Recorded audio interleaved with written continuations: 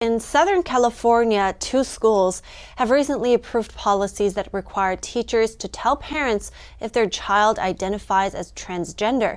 This contradicts state guidance. We go to Entity's Jack Bradley with the details. Jack, what can you tell us? Thanks, Evelyn. 2 Southern California school districts recently implemented a policy that requires schools to notify parents if their child identifies as transgender.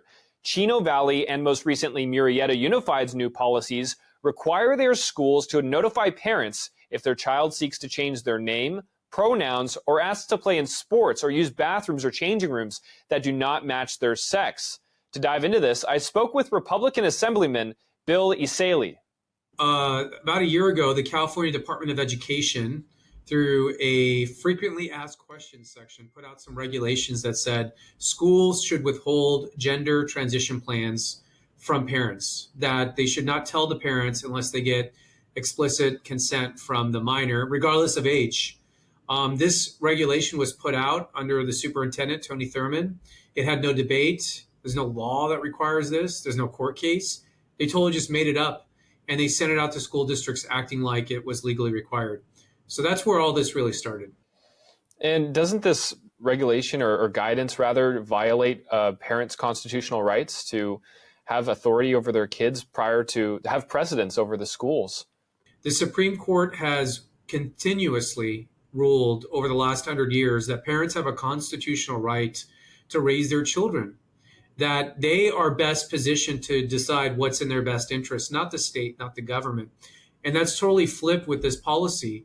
So, yes, it's absolutely unconstitutional. And there's been pushback on these schools passing these policies. Some parents who are opposed to them think that schools are a safe haven from parents who don't agree with transgenderism. What do you think about that? Yeah, I think what's really happening here is they're trying to indoctrinate your kids, and they don't want the parents to get involved in the indoctrination process.